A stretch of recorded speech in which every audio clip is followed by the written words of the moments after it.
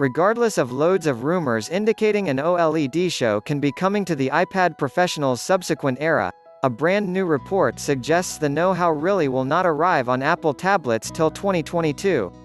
As a substitute, the units face a brief improve to Mini LED shows earlier than making the total transition to the extra superior OLED the year after.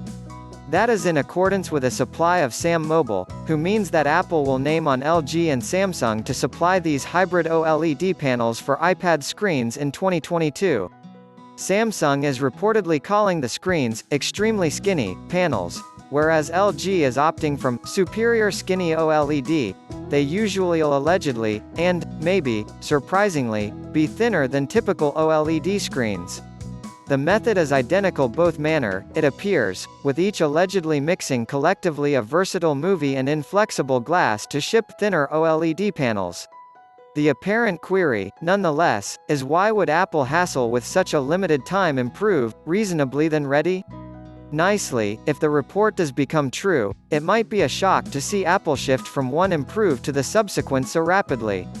With that stated, Mini LED does nonetheless characterize a big improve on the present LED tech, even when it is not pure OLED. And because the iPhone 12 line has already made the shift to OLED, it naturally is smart to proceed down that line with iPad, too.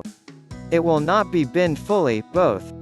If Apple does go down this route, it might proceed for use on the cheaper fashions of the iPad sooner or later, leaving the dearer tiers open to OLED.